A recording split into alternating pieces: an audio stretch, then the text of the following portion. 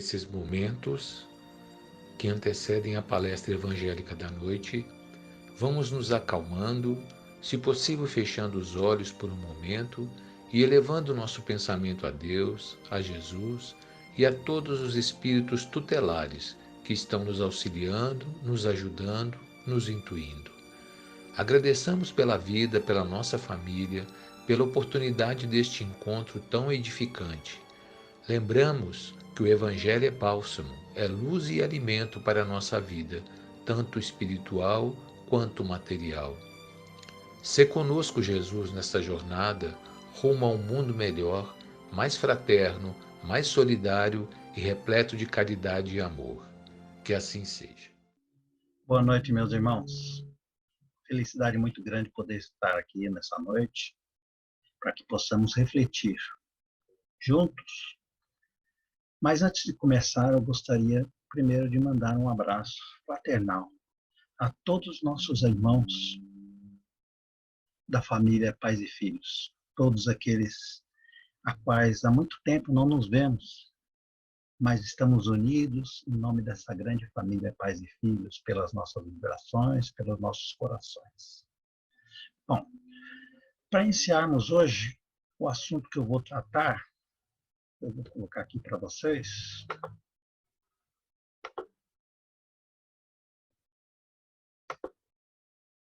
Amar a Deus e Deus é amor. Amar a Deus. Deus é amor. Para iniciarmos esse estudo, essa reflexão nessa noite, gostaria de entender um pouquinho como a doutrina espírita encara Deus, não é? Como ela visualiza Deus. Nós temos lá no Livro dos Espíritos, né? Nós vamos lá na questão 1, quando Kardec coloca a seguinte pergunta: o que é Deus? E os espíritos respondem: Deus é a inteligência suprema, causa primária de todas as coisas. Nos estudos do Livro dos Espíritos, nós vemos muitas situações em que os espíritos não são muito claros com relação à nossa,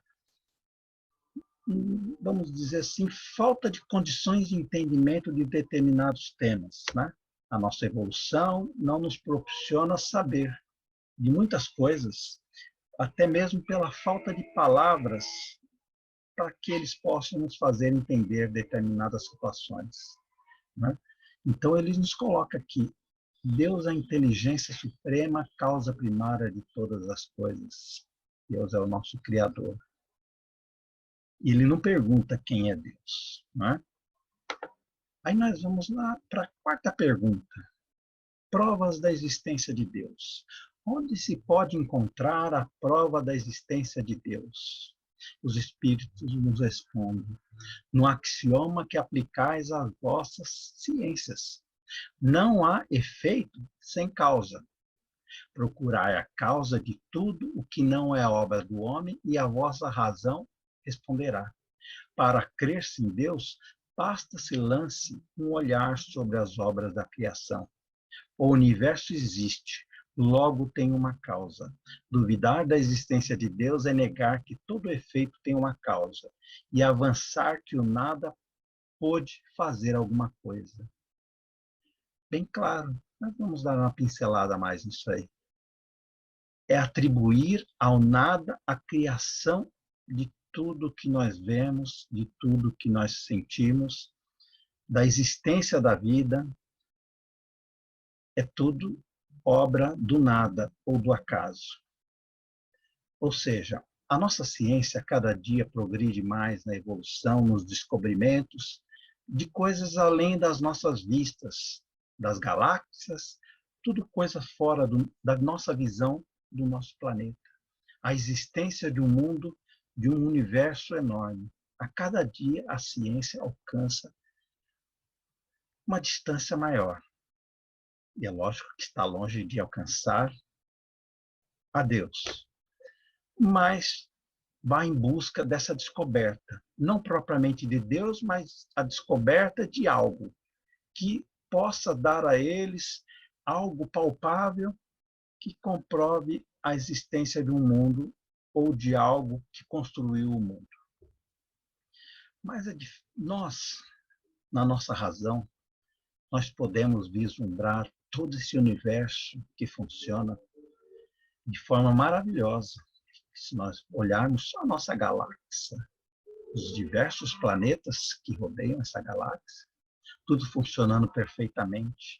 E vindo aqui para o nosso mundo, né, para o nosso planeta, para o nosso país, tudo aquilo que nós vemos a natureza agindo perfeitamente. Muitas vezes pensamos que os homens querem destruir o mundo, querem destruir a natureza. Eu, particularmente, não acredito nisso, porque a natureza é criação de Deus e, como criação de Deus, ela é muito poderosa, muito forte, e ela se rebela. Nós vemos aí a ação da natureza, muitas vezes, destruindo coisas que o homem fez sem razão, sem pensar. A natureza se rebela. Então, nós não temos a capacidade de destruição da natureza. Antes disso, Deus age e a própria natureza se rebela contra essa ação. Bom, nesse pensamento, nesse entendimento, nós vamos seguindo em frente. Nós vamos falar sobre amar a Deus, sobre Deus é amor. Então, vamos seguindo lá no Evangelho segundo o Espiritismo, no capítulo 11, Jesus nos passa o maior mandamento, não é? Então, nós temos ele lá. Os fariseus, tendo sabido que ele tapara a boca aos saduceus, reuniram-se. E um deles, que era doutor da lei, para o tentar, propôs esta questão. Interessante, no Evangelho, nós notarmos de várias tentativas dos fariseus em tentar a Jesus para que ele desse motivo para que pudesse repudiá-lo, para que ele desse motivo para que fosse contra as leis de Moisés, contra as leis dos povos atuais. Jesus, sabedor, responde: amarás o Senhor teu Deus de todo o teu coração, de toda a tua alma, de todo o teu espírito. Este é o maior e o primeiro mandamento. E aqui tendes o segundo, semelhante a esse: amarás o teu próximo como a ti mesmo. Toda a lei e os profetas se acham contidos nestes dois mandamentos. Ou seja, com essa afirmação, Jesus não contraria as leis de Moisés, muito pelo contrário, lhe dá a verdadeira razão. E, se nós notarmos bem também, com relação ao maior mandamento, ele situa a situação de que amar a Deus está junto a amar o próximo e a nós mesmos. Porque como nós vamos amar a Deus sem amar o próximo, sem amar a sua criação, que é o próximo, que é nós também? Então, ele reúne no maior mandamento essa situação de amor a um e a outro. Já indo de encontro, ou seja, de encontro à questão do amor a Deus que nós começamos a estudar nesse capítulo, que nós começamos a refletir anteriormente, amar a Deus. Nós temos aí uma questão que nós devemos avaliar, primeiramente, desse amor, não é? Se nós voltarmos lá 4.000, 5.000 anos atrás, Moisés, quando nos trouxe lá o Decálogo, não é? Além do Decálogo, ele nos trouxe para a civilização daquele momento muitas leis que colocavam a Deus como uma forma de temer a Deus, de punição que Deus causava. Devido à nossa inferioridade espiritual daquele momento, não é? Se nós olharmos hoje a humanidade, muitas vezes nós temos noções, impressões que nós estamos tão próximo ainda de muitas coisas do homem selvagem. Se nós voltarmos a 5.000 anos, imaginamos como deveríamos ser naquela época. Então, nós tínhamos que temer a Deus para que pudéssemos seguir a civilização, crescer, evoluir. Aí Jesus vem e nos coloca já a mensagem do amor de Deus, né? Um amor que nós temos que ter para com Deus e também que Deus tem para conosco, não é? Isso é muito importante a gente salientar, não é? Porque nós trazemos muitas vezes das nossas reencarnações passadas ou dessa mesma vivências em religiões, igrejas, e mesmo de muitas vezes as nossas avós, nossos pais, nossas mães, sempre quando nós éramos criança, ou mesmo depois, chegavam e mencionavam coisas assim: olha, não faz isso que Deus está olhando, e Deus vai te castigar. Deus pune. Isso nós vamos trazendo no nosso íntimo. Até hoje, com certeza, temos dentro de nós esse sentimento. Mas Jesus já não trouxe esse sentimento do amor lá há 2000 e poucos anos atrás. Mas, nesse inteirinho do tempo passando, das civilizações, nós tivemos tanto mau uso do nome de Deus, não é? Nas guerras santas, né? Em motivações diversas que causaram tanta dor, tanto sofrimento à humanidade, sempre em nome de Deus. E isso acaba marcando a nossa consciência, marcando no nosso íntimo, essa questão do amar a Deus e de que Deus também nos ama. Não é? Mas aí nós temos a doutrina dos espíritos, que nos traz a fé raciocinada, aonde nós vamos buscar com mais clareza essa questão, essa injustiça divina que muitas vezes nós podemos ver, como nos momentos atuais em que nós estamos vivendo aí, essa pandemia, onde tanta dor está causando, tanto sofrimento, uma pandemia, um vírus que fez a humanidade praticamente se ajoelhar a ele, independente de riqueza ou não, nós vimos grandes nações se dobrarem a ele. E aí nós questionamos muitas vezes a Deus, nos questionamos a Deus por que Deus permite esse tipo de coisa. Porque onde está a justiça divina que permite tanto sofrimento, tanta dor, tanta angústia no mundo?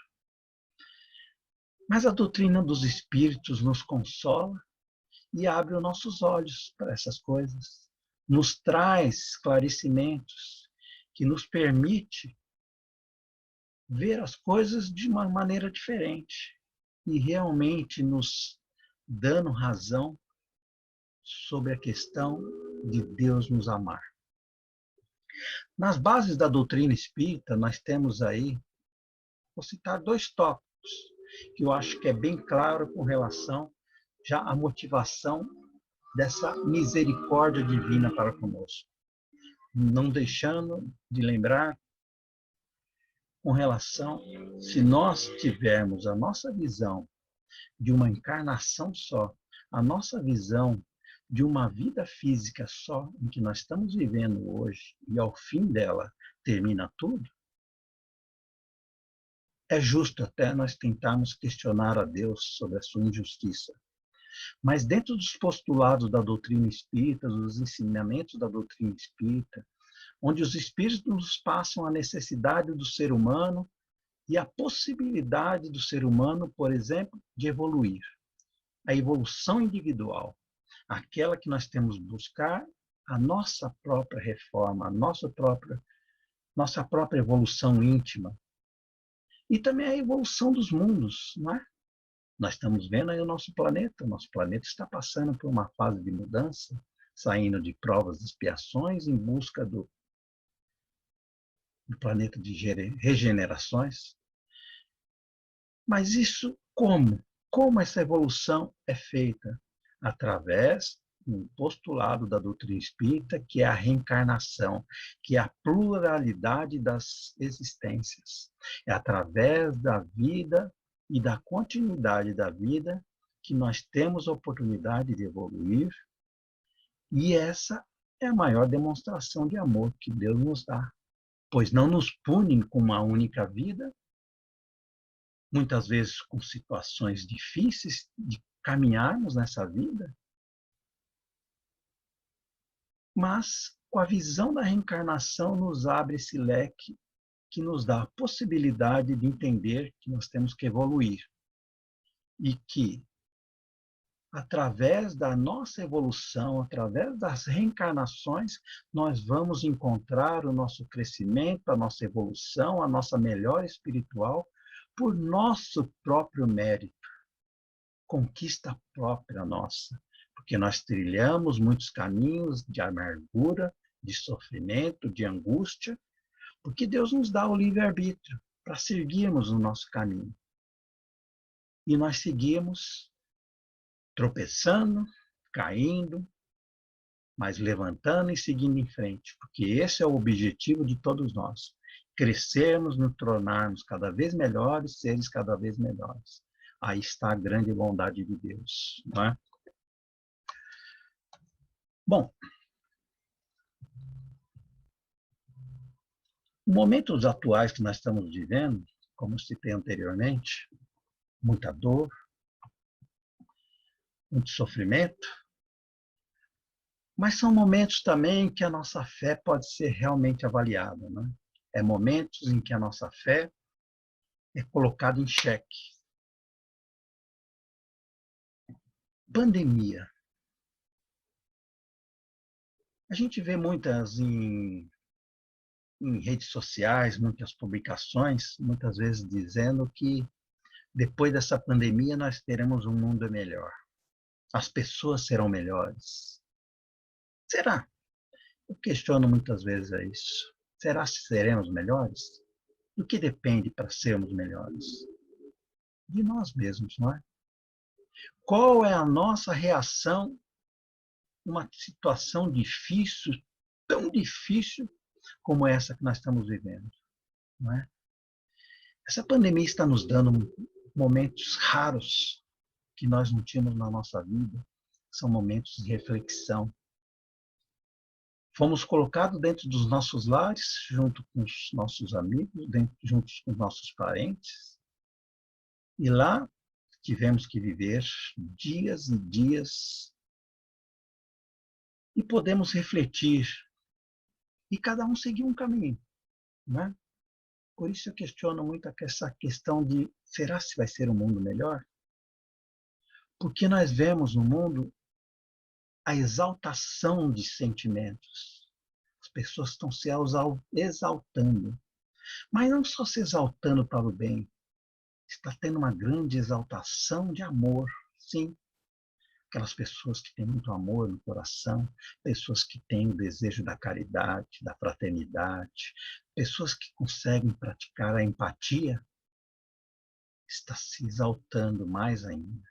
Mas nós também vemos pessoas muito ligadas ao egoísmo, ao seu orgulho, que também estão se exaltando, pessoas que estão deixando esse egoísmo exalar para fora, pessoas que não têm a menor empatia com o ser humano vizinho, com ninguém, e segue trilhando o seu caminho, sempre em busca de querer vencer essa pandemia para buscar os seus benesses da vida física, da vida material, das suas conquistas. Mas isso tudo faz parte desse mecanismo da evolução. Como nós sabemos, a doutrina espírita, ninguém se transforma santo do dia para o outro. É tudo uma questão de um exercício da nossa reforma íntima, do nosso querer. Então, meu irmão, nós questionamos a Deus, questionamentos a Deus, como eu disse, né? Fé raciocinada, como também já disse. Evolução pessoal, evolução do mundo, reencarnação. Aí nós vemos em busca, questionamento, em busca não, fazemos um questionamento. Deus nos castiga?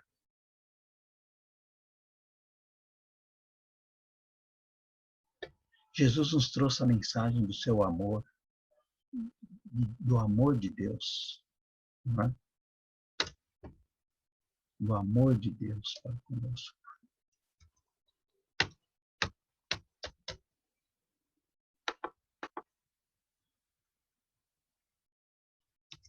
Deus nos perdoa? Coloca essa frase de Gandhi, onde ele diz: o fraco jamais perdoa. O perdão é uma das características fortes. Isso vai totalmente contrário àquilo que a gente sempre escutou na nossa vida, que perdoar é para os fracos. E vemos que Gandhi fala muito pelo contrário, é para os fortes. E realmente a gente, através da doutrina espírita, da necessidade do perdão e como é difícil trabalhar esse perdão, nós vemos que ele realmente tem razão. Mas o que eu mais me interesso por Gandhi, para explicar esse amor de Deus para conosco, é quando ele foi questionado com relação se ele perdoava os ingleses por tudo que fez com o povo dele, pela guerra. E a resposta dele é essa: eu não perdoo, porque eu não me sinto ofendido. Então, dentro dessa reflexão de Gandhi, nós podemos refletir sobre Deus para conosco. Não é? Deus para conosco. Deus nos perdoa?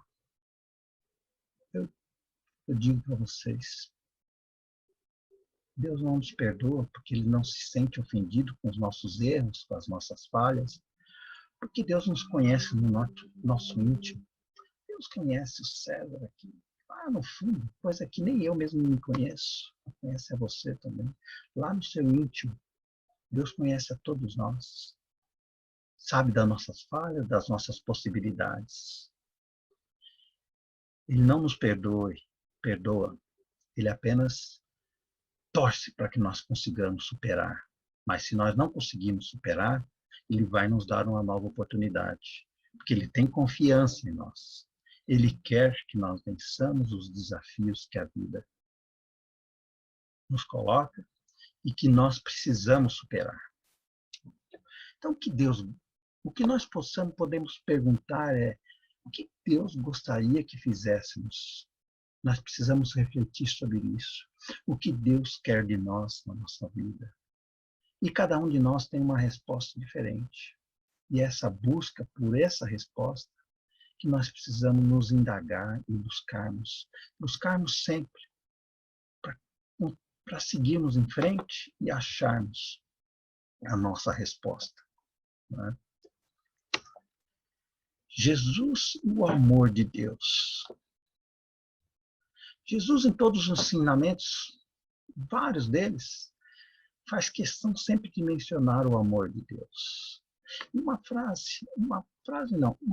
palavra, uma forma que ele coloca Deus, para o meu entendimento, demonstra muito esse amor. Ele não se dirige a Deus, como Todo-Poderoso, mas sim como Pai. E Pai nosso, não Pai meu, não Pai dele, mas Pai nosso, Pai de todos nós. Esse é o amor que Jesus passa de Deus com relação a nós. Então, meus irmãos, em todos esses ensinamentos que nós vemos, que nós muitas vezes vemos aí nos evangelhos de Jesus, eu tenho um ensinamento, uma parábola que Jesus narra, que para mim significa muito desse amor, que encaixando nas nossas vidas, o entendimento dessa parábola nos mostra bem esse amor que Deus tem para nós. Quem não conhece essa parábola, eu digo para ler. E quem já conhece, que reflita. É uma parábola que nos traz esse ensinamento. Eu vou narrar aqui ela de uma maneira bem simples, para o entendimento, mas ela é muito mais do que isso. E o tempo não nos permite que eu narre ela completa. Mas é a parábola do filho pródigo. A parábola do filho pródigo, de uma maneira bem sucinta, ela narra um pai e dois filhos. O pai que simboliza Deus, e esses dois filhos que simboliza a humanidade, que simboliza nós. Um desses filhos, o mais novo, chega para esse pai e fala: pai, esse pai que é fazendeiro, cuida de uma fazenda, fala: pai, eu quero a minha parte da herança, a qual eu tenho direito, sua, porque eu quero conhecer o mundo. E o pai, sem questionamento, dá ao filho a parte que lhe pertence, e esse filho sai ao mundo para conhecer o mundo, em busca da vida, de curtir a vida, das benesses da vida, das alegrias da vida, dos prazeres mundanos da vida. Esse filho gasta tudo aquilo que ele recebeu, chegando ao ponto, no seu último estágio, de comer restos dos porcos. Esse filho chegou o momento de raciocinar e ver o que estava acontecendo na vida dele e pensar: os servos do meu pai comem muito melhor que isso, tem uma mesa farta, e eu aqui comendo esses restos. Esse filho, temeroso, retornou à casa do pai. Retornou à casa do pai para não que o pai o recebesse como filho, mas como um servo que pudesse, no mínimo, desfrutar das benesses que os servos do pai se serviam. E, para a surpresa desse filho, quando ele se aproximou-se, lá estavam os seus pais, com os braços abertos, feliz, recebeu seu filho com muita alegria, solicitou aos servos que preparassem um banquete para a recepção desse filho, que matasse um carneiro para que o mesmo pudesse fazer uma festança, uma comilança, e pudesse festejar o retorno do filho. Então, toda essa parábola é uma simbologia de como o amor de Deus é tão infinito e tão grandioso por nós. Porque Deus é assim, Deus está com os braços abertos para nós. Nós erramos e vamos sempre encontrar os braços abertos para nós. Era essa mensagem que eu queria passar para vocês, meu irmão. O Alan nos trouxe uma mensagem há 2 semanas atrás sobre a 4ª fase da pandemia. E é justamente nessa 4ª fase, uma das benesses que ele falou que a humanidade vai ter que procurar para passar é justamente a sua ligação com Deus. É a busca da religiosidade, é a busca de Deus. E que nós possamos já nos anteciparmos e buscar a Deus e tentarmos minorar as angústias que essa pandemia, que todas essas dores estão nos causando, e possamos refletir e buscar em Deus a nossa luz do caminho do amor e da paz. Que todos recebam as benesses da vida, o amor de Deus nos seus corações e possam trilhar essa caminhada com muita paz e com muito amor. Até breve, irmãos. Neste momento em que meditamos sobre as palavras do Evangelho de Jesus, que acabam de serem proferidas pela pessoa incumbida da preleção, aproveitamos a oportunidade para vibrarmos por aqueles que sofrem nas trevas da ignorância, pelos que cumprem suas penas em presídios, pelos irmãos que sofrem as agruras da pandemia, ora instalada no planeta, tanto os que partiram para o mundo espiritual, quanto os que permanecem encarnados, pelos médicos e profissionais da saúde que cuidam de todas as doenças, por todos os que se encontram internados ou acamados em leitos particulares, pelos obsediados e obsessores, pelos suicidas e desesperados, pelos nossos governantes, pelos frequentadores e trabalhadores desta casa, pelos nossos lares. Vamos percorrer mentalmente o nosso ambiente familiar, pedindo aos companheiros espirituais do bem que socorram algum espírito necessitado que ali se apresente. Vibremos por nós mesmos, para sermos hoje melhores do que ontem e amanhã melhores do que hoje. Pedindo aos espíritos do bem que trabalham em nossa casa espírita para frutificarem as águas que aqui estão expostas, para que nos sirvam de medicamento para o corpo e para o espírito. Pai nosso que estais no céu, santificado seja o vosso nome. Venha a nós o vosso reino, seja feita a vossa vontade, aqui na terra como no céu. O pão nosso de cada dia nos dais hoje, sempre, Senhor. Perdoa as nossas ofensas, assim como nós perdoamos aqueles que nos têm ofendido. E não nos deixe cair em tentação, mas livra-nos, Senhor, de todo mal, pois teu é o reino, o poder, a glória, hoje e sempre. Que assim seja. Muita paz para todos.